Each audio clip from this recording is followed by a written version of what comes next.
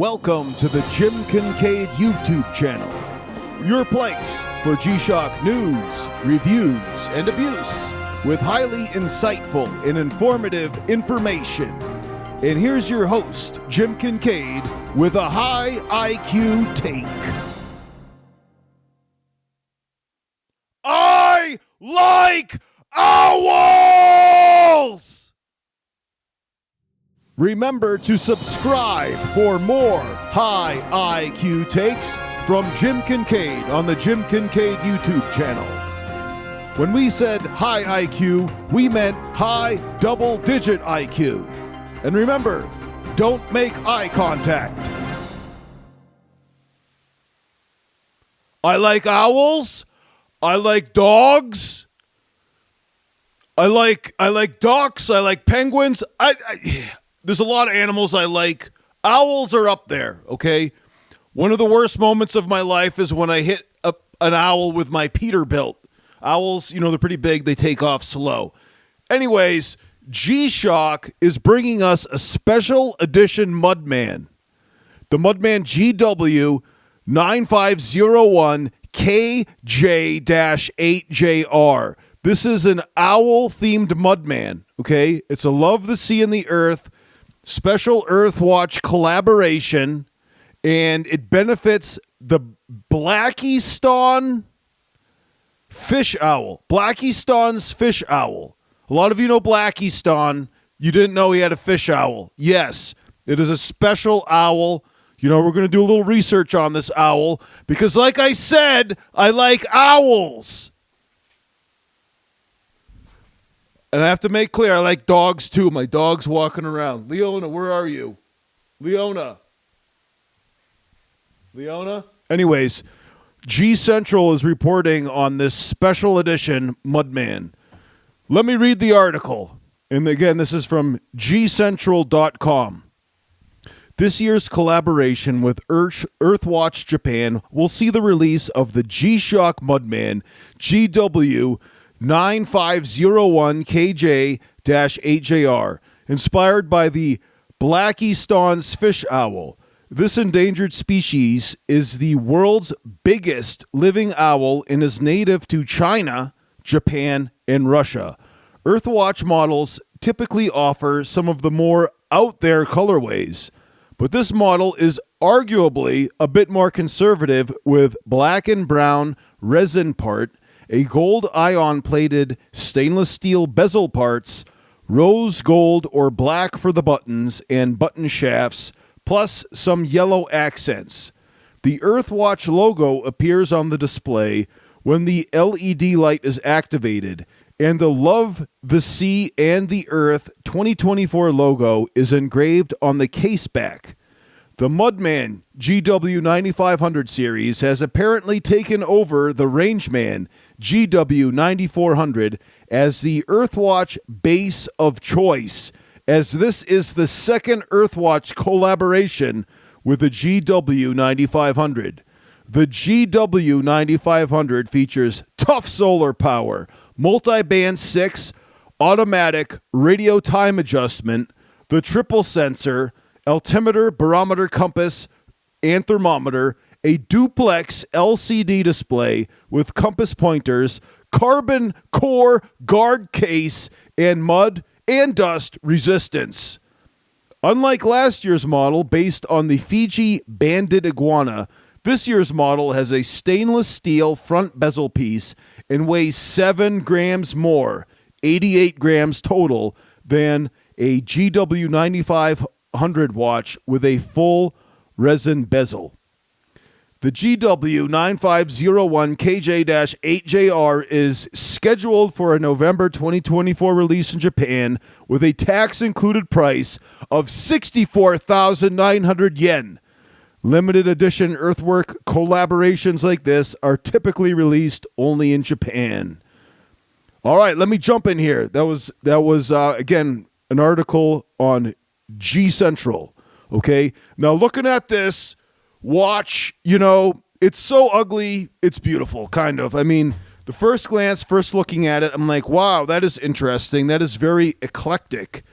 You got green, you got a gold bezel. So this is a metal bezel Mudman, and I thought it was like a brass color because it looks like a trumpet, but no, it's like it's gold. Okay, and then some of the buttons. Well, one of the buttons is gold. The top left button, the actual button is gold, and as you know on the Mudman, the left buttons. The buttons are metal, and then on the right, the button shrouds are metal, and the buttons are plastic. Okay. Now, looking on the right of the Mudman, the top button shroud is rose gold. The bottom is like a gunmetal silver. And then, a little bit wacky, it looks like the middle right button, which activates the barometer, it looks like that button is like this banana yellow color. But then on the face of the watch, there's like a brilliant like bumblebee yellow color, like that plastic by where it says barometer. There's accents around the bezel where it says adjust and mode. Those are like that banana yellow color. And then there's an arrow pointing to the sensors, and it's, there's different yellows here, okay? Different metal colors. Now the button shroud for the light button, which is front and center, is that silver gunmetal, okay? And then the plastic wings are like an olive green color, and the crenellations, the plastic crenellations that clamp down the metal bezel, and in this case these are plastic, they are black, and then the screws with the hexagonal Allen key, the screws that clamp down on the bezel, those screws are gunmetal color. The screws that hold in the lugs are a gunmetal color. They're silver, right? And then the band is black. So this is, how shall we politely say this? This is an eclectic mix of colors. And I don't think it's that bad looking, and I shouldn't, because like this is like the color palette of my clothes, okay? Look at what, like, you guys who are listening on the podcast, you can't see, but I'm wearing my Ariat, what do they call this? The Ariat quarter zip. This is an FR shirt by Ariat, right? Ariat is my favorite workwear. Definitely by far my favorite FR brand, okay? And it's green. And if you guys were here just a minute ago, I was getting ready to go to a football game. Me and Steve are going to go watch a playoff football game. The winner of this football game, we're going to be playing next week, so we wanted to scout him out. Well, the field where they were going to play flooded, and they had to reschedule the game to someplace even further away, right, down in Midland. And I was like, there's no way I'm driving down there right now. But anyways, before I left, I was wearing another green jacket. So I was very eclectic in my color palette. My Jack shirt was the green. This quarter zip is green. My shirt is maroon. I have dark pants. I don't have them on now. I have Ariat clothes on. But the point is that the color palette of my clothes is very similar to the color palette of this Mudman that celebrates owls, right? And so my first look at it was like, looks weird. And then as I look at it more, I'm like, I think it might work. And by the way, I'm wearing my GM-2110D. Okay, the more I wear it, the more I like it. I'm beginning to really like this watch, right? $300 watch, a G Steel watch. I'm getting a phone call. Hold on a sec. That was my son asking for tech advice. All right, I'm back. What was I saying? Yes, this Mudman, very eclectic look, but I guess it's like my color palette. I have a very eclectic color palette. Like this gold color is like the gold rim of my glasses. I'm not wearing my glasses now. I've got my contacts on. You get silver buttons like my silver watch, and then rose gold like my wedding ring. I'm not wearing it now, but I mean, you could imagine, right? Banana color, yellow, like I don't know, a DeWalt tool that I may be carrying, and then green, like the plastic green wings is exactly the same green color as my Ariat FR quarter zip jacket, this little sweater, whatever you want to call it, quarter zip. And then this black band, like the band, it's not really black. It's kind of like this graphite gray color. I have 511 pants that are exactly that same color. All right. And then, here's something weird. The buckle's silver. The buckle's straight up silver. Very eclectic. And here, there's a picture of it in the box. In the box, it looks really nice because you can see this like gold bling of the metal bezel Mudman, and it does not look brass at all in this picture where it's in the box, right? In the straight up picture, it looks brass. In the box, it looks gold, okay? That's why it's so important that, when you have to see the watch in person, right? And that's part of the value that I try to provide on my YouTube channel is to give you a better idea of what a watch is like beyond just the pictures. Like the pictures, G-Shock always puts out some good pictures, but a lot of times there's watches that have to be seen in person. Okay? And I would count the GM-2110D as being one of those. And the reason is that the index markers are faceted, okay? And so it blings. Now, those of you watching, you can see. Look at 9, 10, 11, and then 12 o'clock markers. See how like they're blinging? And then now I'm holding it at slightly different angle, and you see a lot of sparkle, okay? Now, the podcast listeners can't see that, but you can imagine. Okay, just use your imagination. Just think of index markers. They're shaped like seats. Like chairs, like metal chairs, and they're shining the light. They're faceted, meaning, there's like the top is at a different angle than the sides. It's like they look like chairs, like shiny chairs. Okay, I think that's great. How could a photo ever capture that? Like I've not been able to capture that in video that well. I've tried. I thought it would be a cool YouTube short.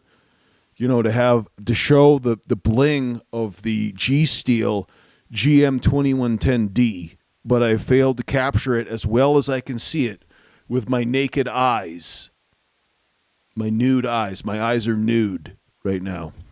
So, what will this owl-based Mudman look like in person?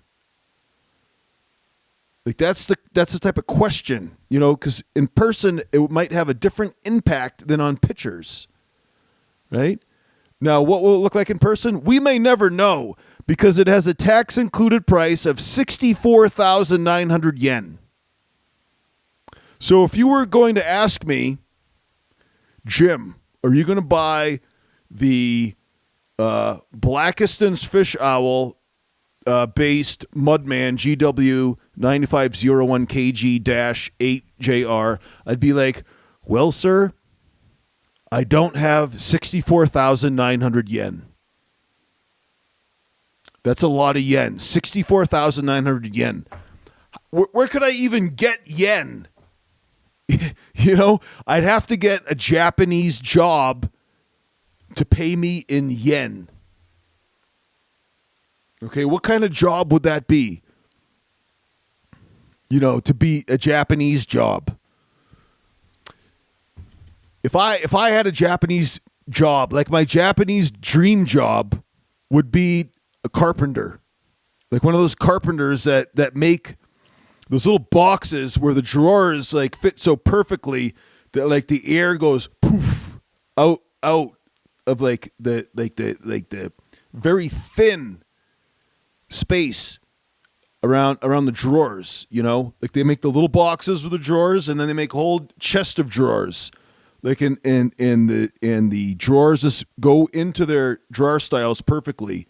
And sometimes like you push the drawer in, and other drawers come out a little bit because the air is like puffing out, And then like these Japanese carpenters, like they wear pajamas, and their saws are like swords. They have like sword handles, and they cut on the pull rather than the push. I think they're pull saws, right? Like, imagine that. Imagine being a carpenter. You're wearing pajamas and spending time to make like a really nice box. And then you get paid in yen. Okay. And I would do that job. It might take a lifetime to learn the skills to get that job. But after that, it'd be paid in yen. And then eventually I'd get 64,900 yen to buy this special edition G-Shock Mudman GW-9501KJ-8JR. That's my Japanese dream job. The problem is, I don't even know if I could do it. And you want to know why? It's because, I've watched videos of these Japanese carpenters, and I think it's great. They're wearing the karate pajamas looking things. The problem is that they sit on the ground. My feet would fall asleep. Okay, when I was in elementary school, we used to have these enrichment programs. We'd all go to the cafeteria, and all of the tables would be moved out of the way. We had sit on the ground Indian style and watch some presentation. And my feet would always fall asleep. Everybody, when it's over, everybody would stand up.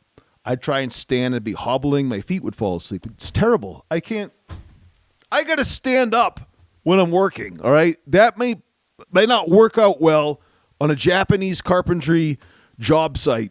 It'd be like, why is this guy standing? He should be sitting. The Black Easton's fish owl. This is according to JapanExperience.com. Black Easton's fish owl, the endangered giant of the East. Whoa, here's a picture of this owl. This thing's huge. Guys, this thing's as big as a turkey. And it looks like the blue eagle on the Muppet Show, except it's not blue. It's it's turkey colored. This thing's huge. This thing's big and fat. Wow. All right. Black Easton's fish owl, the world's largest living owl species, is a rare bird found only in riparian forests of Northeast Asia, including Japan, China, and the Russian Far East. Standing up to 75 centimeters tall with a 190 centimeter wingspan and weighing as much as 4.6 kilograms. Let me just jump in here.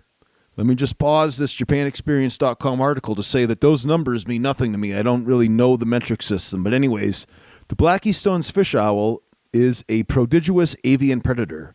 However, this fascinating bird now faces extinction due to loss and fragmentation of its forest habitat, especially the big old trees it requires for nesting. Black Easton's fish owl is currently listed as endangered by the IUCN, with only around 1,000 to 1,500 individuals estimated to remain in the wild. All right, and so wow, this bird is a giant owl. Owls are huge. Like I said earlier, I hit an owl with my Peterbilt. I was just hauling down the highway north of Midland. So I guess it was 349. Yeah, I think it was 349. The Craddock Highway, right? And an owl took off from the side of the road and flew in front of my Peterbilt and smashed into the window. Peterbilts are not very aerodynamic, so that owl was gone, right? That was sad. Like I said to start out this video, I like owls, and I did not like hitting an owl with my Peterbilt. But these owls that live around here, these owls eat the prairie dogs, right? And so I was filming a video for my G-Shock WSB-1000. Let me get it out of my box, because when I talk about a watch, I just have to hold it, right? WSB-1000. Where is it? Here it is. All right. It's in power save mode now. Let me just press a button to wake it up. The WSB-1000, it is small, unlike the Black Easton's fish owl. And me and Denise and I, actually the whole family, we were down at this little park, walking around the park. It is a dried up lake. The lake is gone, but there it is a valley now. We were walking around it to test the step counting features of the WSB-1000 and comparing it to Denise's DWH-5600. Okay, and there's lots of prairie dogs there. This is north of Lubbock, Texas, and there's lots of owls that are preying upon the prairie dogs, and they're out in the day, and they're just waiting for those dadgum prairie dogs to pop up, and they swoop down and eat them. So I got some good pictures of the owls that are out here, and I forget what the name of the owls are, but they're not that big, but they're nice owls. They're really cool looking owls. And so I haven't edited that footage yet. I have that footage, and we're going to put it together. And because it's funny, a spoiler alert, what happened was that the step counting feature, the steps ended up being about the same by the end of the hike. So it's impossible to say, were they accurate compared to our actual steps? I don't know, but they kind of converged as the hike went on. But anyways, yes, owls. There will be an owl. There's owls in the footage for my videos. I have not published that video yet. I have to edit it. Anyways, the black Eastern fish owl, huge honking owl, right? And he swoops down into the water and he pulls out these little fish. So he usually gets small fish. And I looked on Wikipedia, which I know is not like the best. Let me look it up again, because it showed a little map that had the range of the owl, and it's not on like the main part of Japan. Like it's on the like the whole separate island that's like north of the main island, and then it's in parts of China, northern in Russia, that's north of China, on the mainland Asian continent, right?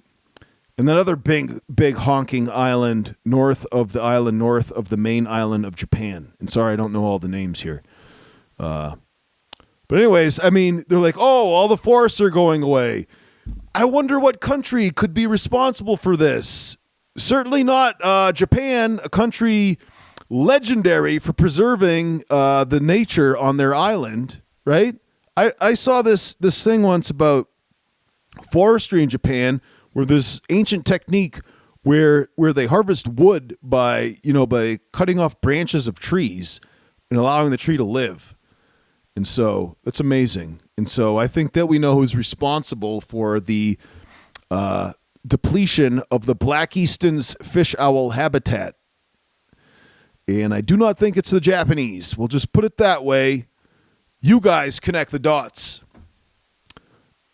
And oh, this is a really cool picture. Those of you watching can see the Black Easton's fish owl, huge wingspan, and he looks like he has very strong wings. Like he goes to the gym and just works out his arms. Obviously they're not arms or wings. Very powerful, thick, huge guns. Like if he was a man, he would have gigantic arms, and he would insist on only wearing sleeveless T-shirts. But he has a big belly. He'd have a big belly and giant arms. That's how the Black Easton's fish owl would look if the Black Easton's fish owl was a man. Okay, and in this picture, he has like a gold anklet on, like a gauntlet, but on his bird foot, and so it's obviously like for tracking the bird, conservationists are tracking this bird, so it's like has this gold colored tracking device. But it's funny that this gold color is the same gold color we see on the watch that honors this gigantic owl. And there's another fact I read, which I believe, I can't remember where I read it. I did a little bit of research about the Black Easton's fish owl earlier, and according to legend, actually it may be on the JapanExperience.com website. Like this is part of like the indigenous Japanese religion. The indigenous Japanese religion, they have like here it is, the spiritual significance for the Ienu people of Japan. Sorry if I'm mispronouncing that. The Ienu, the indigenous inhabitants of Hokkaido, consider the Black Easton's fish owl a Koten Kor Kamui, or god that protects the village. NEU folklore portrays the owl as a messenger to the gods that informs them of human activities. The ANU people have many stories about the fish owl, which I believe has the power to bring good fortune in fishing and hunting. Even today, the Black Easton's fish owl is seen as an important cultural symbol of Hokkaido. Images and carvings of the owl are popular in NEU work, and the NEU believe that the careful stewardship is required for humans to maintain a harmonious relationship with the fish owl in the natural world it represents.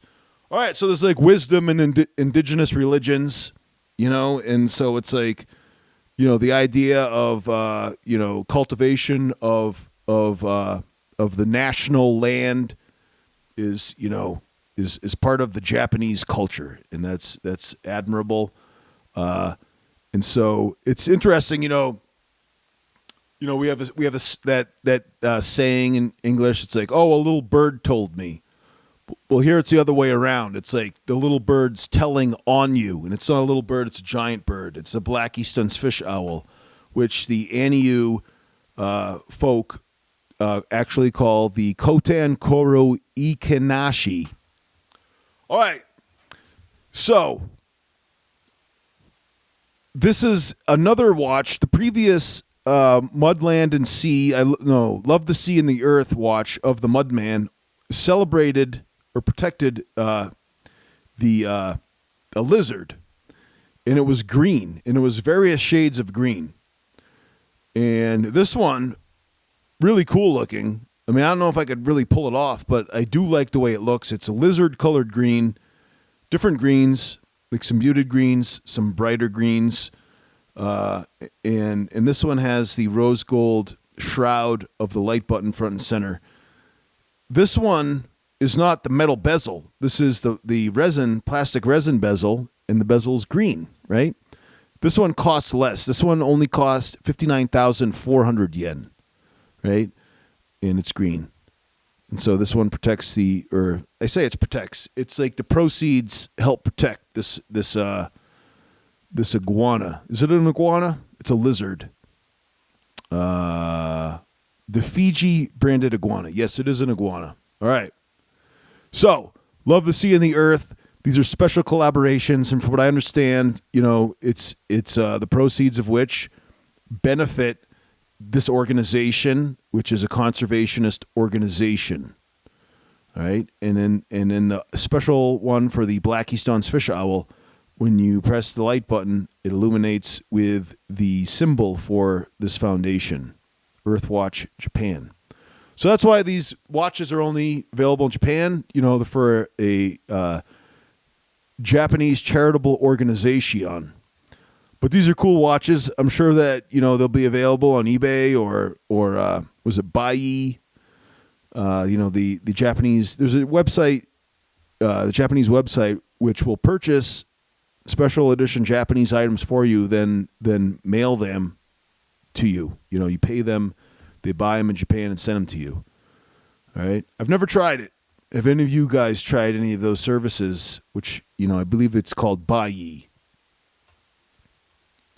Now, how many Mudmen are we up to now? You guys know the Mudman is my favorite watch. And so I have what's called the Mudman GW-9501. All right. How many Mudmen are there? Well, there's the GW-9501, which is it's a black watch, black plastic watch, plastic bezel, positive LCD screen, right? And then you have the green Mudman, which is the GW-9500-3. This one has this predominantly green color, kind of like an army green. The screen is negative LCD, right? And so that's the second one. And then there's a special edition, the GW-9500-1A4. Okay? This one is black with a black negative screen, but the wings are red.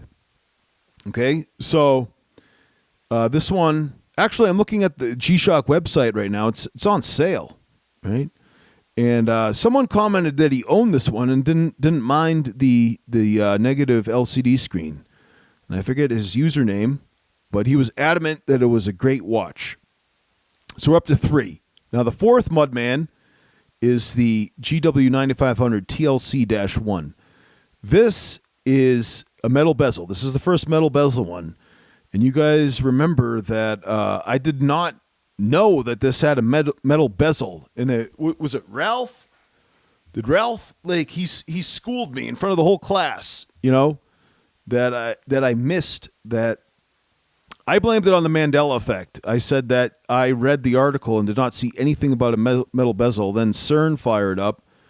Reality changed, and it was a metal bezel. And that's why I did not know that it was a metal bezel. That was my excuse. And so my initial impression of the GW-9500 TLC-1 was that $440 is a lot to spend on a Mudman, that just has a special band. I did not realize that it had a metal bezel. After realizing that it had a metal bezel, I said, well, you know what? I think the money might be worth it, right? Because my bezel on my Mudman was warped. I don't know if it's from the diesel or the Texas sunlight or a combination of both. But I got those steel feelers out, and it was, what did we say, 6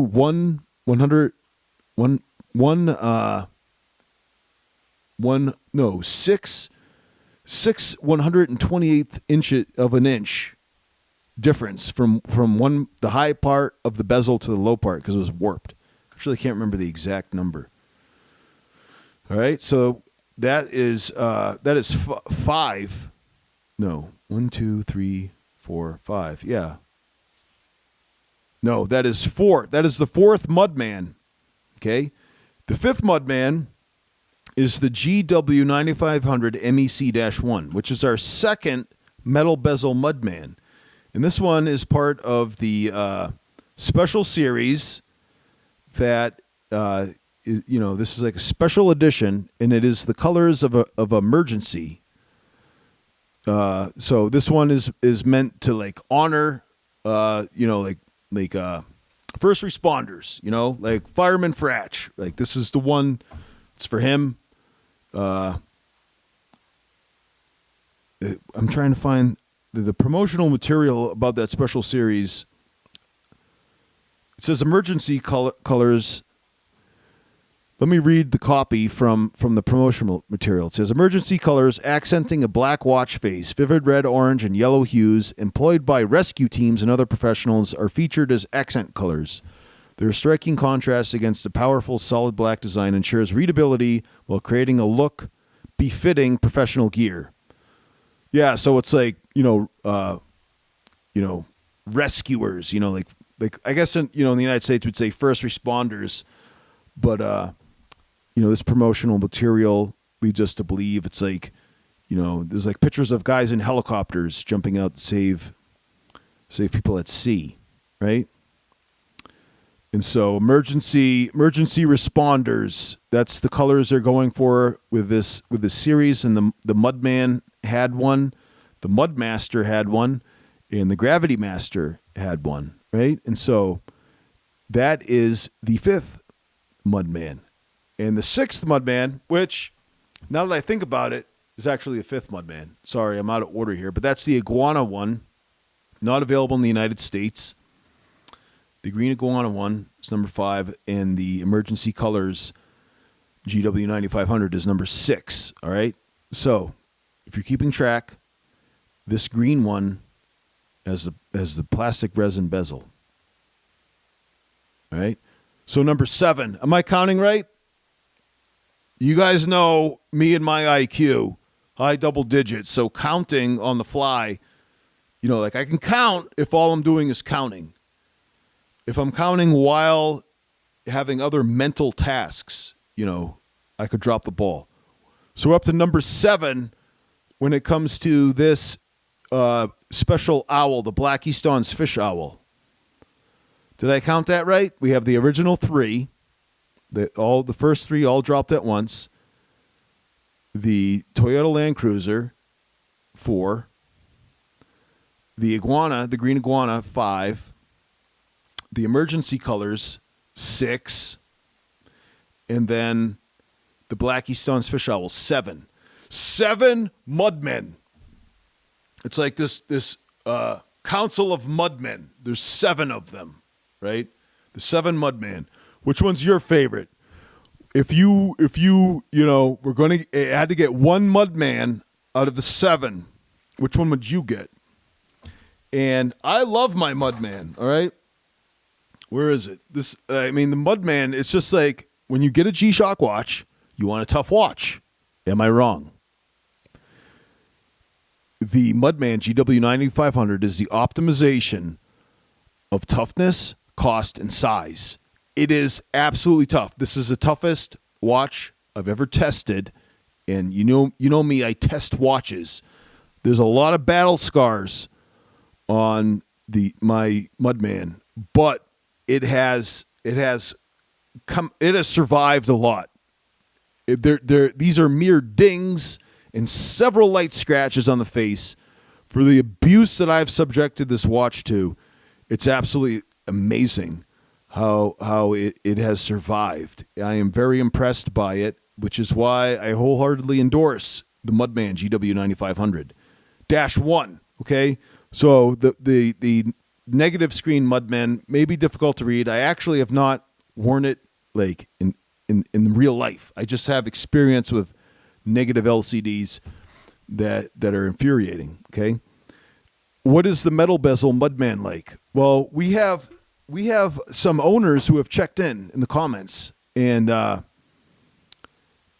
should have recorded them, but we will save that for another video. We will talk about your guys' experience with a metal bezel Mudman, because some gentlemen have checked back in to report that they enjoy it. Okay, and so I do have some comments about how of G-Shock Mudman wearers with a metal bezel who have a positive experience. All right, I have not heard of a single negative experience with the metal bezel Mudman. Will I get one? Well, gentlemen, I have to build up the war chest. Okay, my last G-Shock watch purchase was the Rangeman GW-9400, which was on sale. Okay, and I wanted to test it out. I felt like it was good for the whole story of this channel to finally, I know it's kind of backwards, but I got the Mudman, which is meant to replace the Rangeman, and then I went back and bought the Rangeman to compare them. And so I have to do that comparison video, right? Can you guys guess which one I'm going to choose, one over the other? But yes, we're going to do the comparison video, the 9500 versus the 9400, right? And then we have to see the metal bezel one, and obviously to get the metal bezel one with dollars, it's going to cost like $440, right? How much is that one? Let's check. Okay, it might not be that much. The MEC is $400 retail on the G-Shock website. All right, the Land Cruiser is $440, but that one's sold out anyways. So $400 versus the regular Mudman is $380. All right, so $20 more for the metal bezel. I mean, I would say yes, that's a deal, definitely. I mean, I look at the metal bezel of my Mudman, and it has taken a lot of abuse. It's very warped. It's it's more warped than the last time I looked at it. It's like pulling away. It's not only is it warped in terms of like bowing upwards, but it looks like it's pulling away from the glass. So a metal bezel Mudman may be a necessity. You may have to get a metal bezel. And is this like an indictment of this bioresin? And you guys know me, I think bioresin's stupid, right? It's like so stupid. It's like, oh, we're going to make a plastic that's more environmentally friendly. How are you going to do that? Where does plastic come from? Does anybody even know where plastic comes from? It's a petroleum product. You just drill a hole in the ground and extract, natural gas, and you can use some of the natural gas to heat your home and, cook your food and generate electricity. And some of that same natural gas you can use to make resin, plastic resins, all right? That's very environmentally friendly. You're pulling it deep from underground, right? like a tiny pinprick, the tiniest little pinprick in the surface of the earth can yield, tons and tons of natural gas. It's amazing, right? And then you got environmentalists like, oh, that's so bad. Let's make plastic out of plant material. All right, well, let's talk about how stupid that is. You have to take a significantly larger portion of the surface of the earth to grow, crops or whatever, which requires a lot of resources such as water and cultivation. You have to burn up energy to harvest all the plants and then process that. You're essentially processing organic material back into natural gas, change that natural gas into plastic resin. Or you could just poke a hole in the surface of the earth and extract what's already down there in like huge abundance, never running out ever, because the earth is probably generating more as we speak. It's a living planet, right? It's not like dinosaur farts. It's made by the earth. That is like the best idea we have of where all of this organic material is coming from that we're using for energy, all right? And so they're like, oh, this is bioresin. Cassio's telling us this is bioresin on the G-Shock. Isn't that amazing? And then it's like, well, actually mine is getting warped just by sunlight and diesel fuel getting splashed on it. I just splashed a little bit of diesel on the Mudman. Anyways, yes, so the metal bezel Mudman is on the horizon for me to purchase it and test on this channel. However, we got to build up that war chest, and that might be a little while. It might 2 more weeks. We'll just say 2 weeks. Whether it be an actual 2 weeks or a QAnon 2 weeks, we'll see in 2 weeks, right? But we'll put 2 more weeks for the metal bezel Mudman, and the Mudmaster's still on the horizon. But obviously, that one, how much is that one, anyways? It's a lot of money, right? I'm looking at these G-Shock website to see if there's any information about the Mudmaster. How much that one costs? I think it's $800. I'm just going to say $800 and move on to the next subject, which is that military veterans, guess what? You have a discount, okay?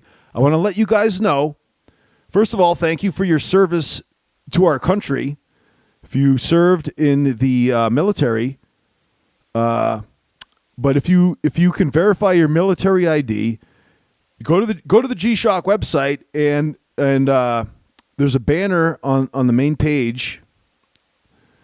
Let's see, yeah, right on the main page. There's a guy, looks like he's going through basic training, except he's not wearing any military gear. He's just like crawling through the mud, and it says limited time military discount. Learn more. You click on that. And it says looking for the best military style watches. And if you can click a button to confirm your eligibility, and you get a discount of some type. I don't know all of the details, but there's this list, and this is a really good list. So if you're not a veteran, you don't have a way to access a discount, going to that page provides you with a great list of watches, because it has popular military style watches, and then it has a list of some of these watches that aren't often like prominent on the G-Shock website, like the G7900-1, $110, and this one has multi-band 6 and atomic timekeeping. So these are like the golden age of G-Shock watches, the watches that have multi-band 6 and atomic timekeeping. These are the ones we want, and it's like G-Shock's hiding them from us. The GW-6900 is here too, $140. And then you get the DW-56E, and that one, same thing, multi-band 6 atomic timekeeping. You have the old range man. And my son Brian has this one, the DW-9052.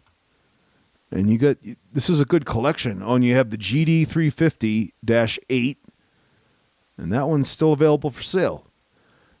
And then they're like military style watches with compass. And they have some of these Mudmasters, and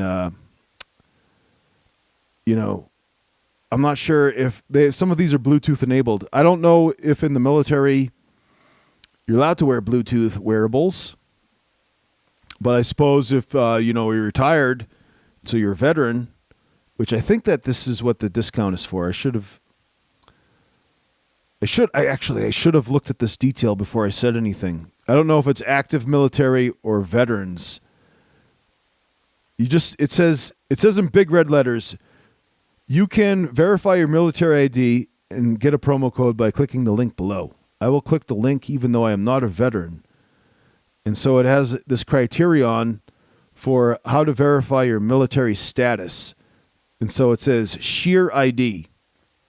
And so if verified, you'll be provided with a one-time coupon code for 15% off your G-Shock order. All right? So I'm not sure if this is active military or veterans.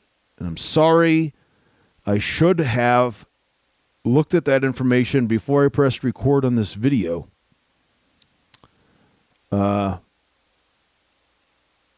It says coupons available to verified military and their families as verified from our partner Sheer ID. So I still don't know for sure. But anyways, that is there. You get the new Rangeman Gen 3. I had some problems with the durability of that watch, but I think it's a cool-looking watch.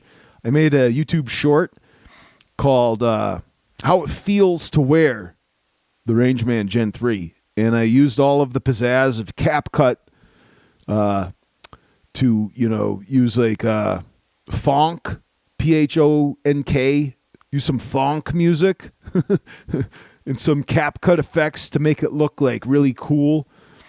Or skibbity. I was like heightening the skibbity value of the Rangeman, right? Because it's like a really like cyberpunk looking watch, and it feels cool wearing it. It feels great wearing it, and it looks cool. I just wish that the screws hadn't fallen out, because I would probably be wearing it now if the screws hadn't fallen out. And then, okay, look, they read our mind. They have military-style watches without Bluetooth and a whole list of military-style watches from gshock.com, no Bluetooth. So we have, like the GA700 and the GG1000. They have the GX56BB, and I that's the king, right? And I have the GXW56BB, which is the king with multiband 6. It's dead right now. And by the way, Philip Lahell had a great idea. He said that I should test how much sun it takes to get the king from dead to alive. That's a fantastic idea. Philip Lahell, very high IQ. He's actually high IQ. I'm like, I have a high IQ, high double digit. Well, Philip Lahell's way into the triple digits when it comes to IQ. That's a great idea. We're going to do that. He also had another idea for the Mudman to like zip tie it to my boot while I was walking through the mud. And so in general, my tests, my tough tests, they like I try to make them very practical, right? So I was walking through mud to make a commercial for the Mudman. It was very similar to the previous commercial I made for the Mudman, where it's just like I'm walking through the mud. I just took a little slightly different angle for this commercial. Well, anyways, during the commercial, my boots got muddy. The watch didn't. And some people like, you should throw it in the mud. And Philip Lahell said, yeah, you should zip tie it to your boot. And I didn't do that because I expected that during the course of the workday, it would get dirty. And it didn't, because like what happened was that I was on standby for a while and a lot of that mud kind of dried up. And so it didn't get that dirty. But anyways, yes, we'll do more mud testing of the Mudman with actual mud. But a lot of times it just happens like during the course of work that I don't need to like purposefully go out there and muddy a watch. All right. And yes, but stay tuned for Revive the King. What should we call that video where I try and bring the king back from the dead? The resurrection of the king, right? how much sun will it take? Someone give me an idea, a good title. Give me a thumbnail idea for that watch, because it's like on YouTube they're like, oh, you need a good title and thumbnail. I don't know if you guys have noticed on my videos, they don't have good titles and thumbnails. So it's like the last thing I think of, and I don't like to spend more than 2 minutes thinking about either of those. All right? But anyways, the king is dead. How much sun will it take to bring him back? All right. This is a really good list of watches. So even if you are not a military serviceman, check out this list, because these are all these fantastic watches that they do not normally put on the G-Shock website, right? Like, look at this one. This is a GD-110CM-5, and it has like straight up jungle camo. Like, you know, like these are like BDUs, you know, from back in the day, back when, you know, the United States Army was out there in the jungles, not the desert. So this is like, oh, it's a woodland camouflage pattern. And so I've never seen that one. And that one looks cool, especially with a shock resist emblem being like a bright color, a vivid color, and then you have the muted woodland camo of the watch. GD-110CM. And so when have you ever seen this watch, and when have you ever seen this watch featured on the G-Shock website? Right? So, oh, and look, this is outrageous. They're bringing out all these watches. G9000. This is Mudman. Is this the Gen 1 Mudman? It says Mudman is designed and engineered with people like motorsports mechanics in mind. Its mud-resist construction seals out everything from the oil of workshop to the sand of motorcycle rally. All right, I can't believe I'm reading this, okay? How many soy boys in my comments are like, no, you can't get petroleum products on your watch? Did you guys just hear what I read? This is the G9000, the original Mudman, and they're saying it seals out everything from the oil of workshop to the sand of a motorcycle rally, right? And so I work in the oil field, and, you know, I'm not like an actual diesel mechanic, but it's on me to do a lot of maintenance on diesel engines, like the good old C18 Caterpillar deck engines of my nitrogen pump, or maybe the Detroit diesel engine of the Western Star truck I drive now, or the Caterpillar that was in the Peterbilt, the one that Tyler forgot to check the oil on, and now it's like out to pasture. But anyways, like the oil and sand, that describes West Texas. Okay, so is the Mudman not the ultimate West Texas watch, right? And it says right here in the promotional material, oil, that's a petroleum product. Where'd that soy boy go who was like having a fit about the fact I got oil on my watch? Where is he right now to see this? All right. Remember that video? I guess I'll put a link to it. Like I made like a hype video about how I'm going to test my watch by wearing it, and it's going to get oil on it. Then that's what we're going to do. We're going to get oil on it to see how well it works. So this is like the original Mudman. It has the big red buttons, right? And this is a beautiful watch. G-Shock's hiding it. Like they don't want us to find all these like older watches that, you know, we'd be like, wow, are these older ones better? In some ways, maybe they are. A lot of the OG of G-Shock, you know, prefer the older G-Shock watches, right? Like, where was this one made? Because I know that Termit will talk about where this one is made. Because, you know, maybe it's a made in Japan one. I don't know. But it's still available on the G-Shock website, the G9000-1V. That's nuts. And then there's a whole list of watches with 10-year battery life, including the new GD-010, which we looked at, and the GA-010. So those are actually watches with 10-year battery life, and they only list the new GDs and the GAs, so there's 6 of them. So that's pretty cool. So happy Veterans Day to everybody who served in the military. And I don't know if other countries have Veterans Day, but as a nationalist, you have to appreciate the fact that men put their lives on the line to serve their country in the military. So they deserve respect, no matter what country you live in. You have to, think about those guys putting their lives on the line. But anyways, as voters, we have the responsibility to, be wise in where we ask our military men to go off to, right? And so I am happy about the outcome of a political event in my country because,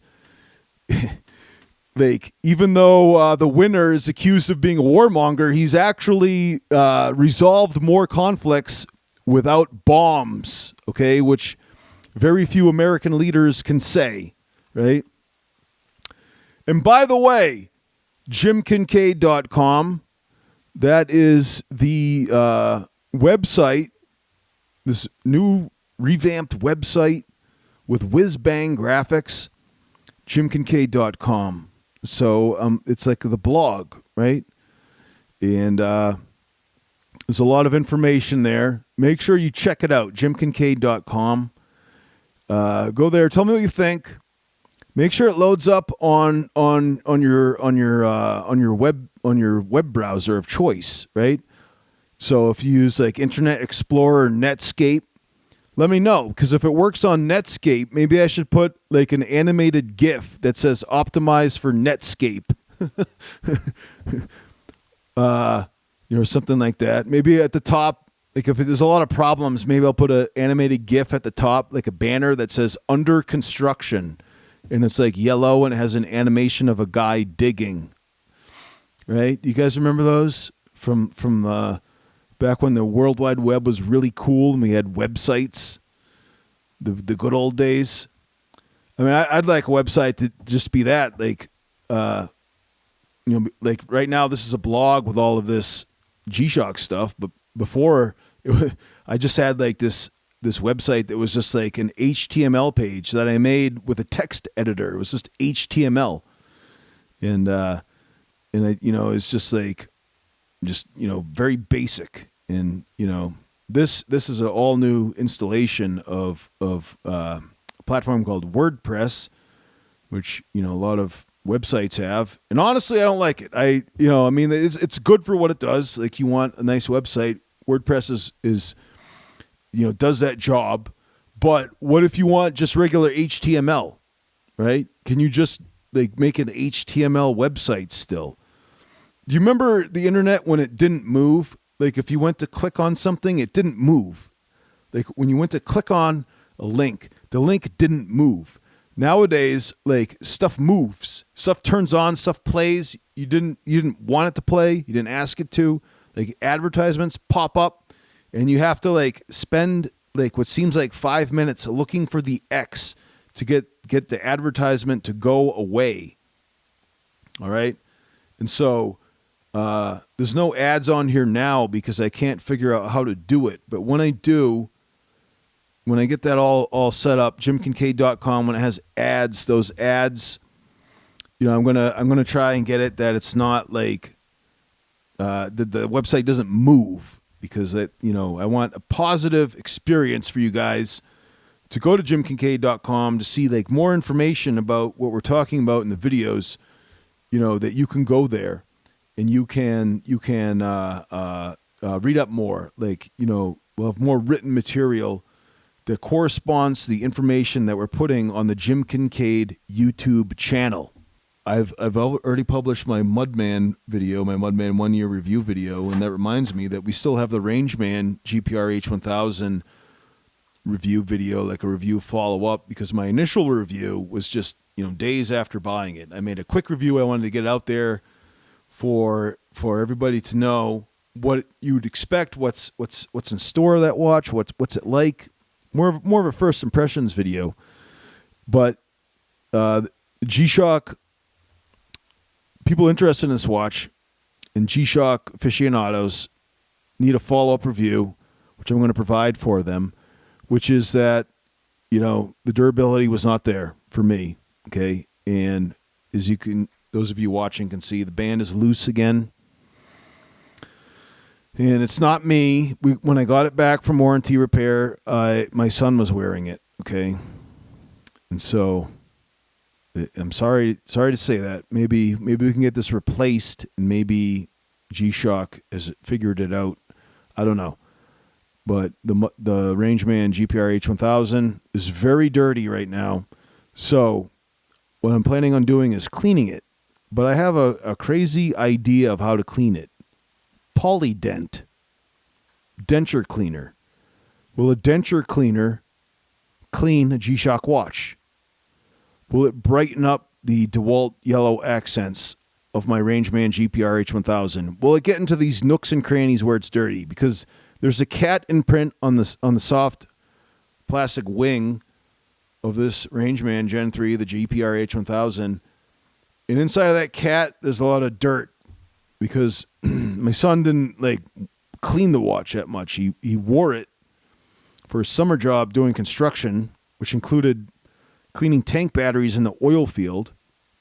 He was on my turf. I went out to see him one day out in the oil field, and he's wearing this Rangeman. So the Rangeman got very dirty and was not cleaned. So will Polydent work to clean the Rangeman GPR H1000? Stay tuned, because we'll find out.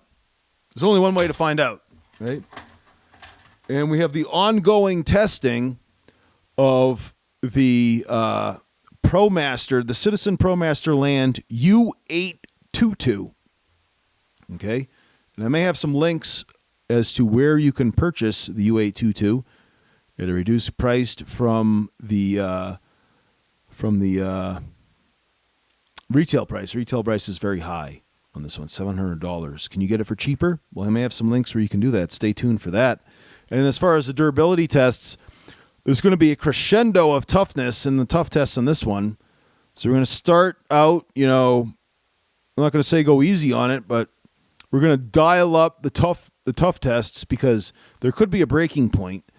And I don't want the breaking point to hit too early, because I'd like to coordinate it so that we can test the U822 against the Mudmaster GW-B1000, which, like I said, in 2 weeks, hopefully I'll have enough in the war chest to buy the metal bezel Mudman. And then 2 weeks after that, hopefully we'll have enough money for the GW-B1000, the Mudmaster, the sapphire glass and analog hands. And so that one will go head-to-head with the ProMaster Land U822 if the ProMaster Land U822 has survived the tough tests to that point. And yes, I have tough tested this watch. It got the used motor oil treatment. Okay, that footage is on my Insta360 X3 camera. I have to download it. When there's an extra step, you have to download something and use an app, that extra step is a huge barrier to me, because I am so discombobulated and disorganized that extra steps totally derail me. Almost all my videos are just done, on the iPhone, because there's no extra steps really. I mean, look at my videos. There's if there's a video that if there's a YouTube channel that's built on videos that have never taken any extra steps, it is the Jim Kincaid YouTube channel. Okay, we keep steps to a minimum. All right, we're in Texas. Texas does the two-step. Well, like I said before, I'm originally from Boston. When I dance, I do the Boston one-step. And Turd Ferguson said that is actually called the Southeast Shuffle. But anyways, I don't want to take extra steps, but sometimes I have to. So to get that footage of the used motor oil test, we're going to have to download that from the Insta360 camera. All right. And that one has magnets on the back. So, and special little clips. So I put it on my hard hat, so I don't have to hold a camera, so I can use both hands. Right. And so this U822, the Citizen ProMaster Land, was subjected to used motor oil from a Detroit diesel engine. which had about 500 hours of service on it, right? And it was in one of those catch basins. It wasn't exactly clean, let's just say. Did it survive? Well, you'd have to watch to find out. Actually, spoiler alert, it did survive. I mean, I'm holding it up right now, so you should be able to tell. And, you know, the buttons seem to be working. So, the U822 looks tough. I don't think it's as tough as it looks, but, you know, we're going to see actually how tough it actually is. Gentlemen, Jesus is the way, the truth, and the life. No man comes to the Father except through him. I'm Jim Kincaid. Thanks for watching.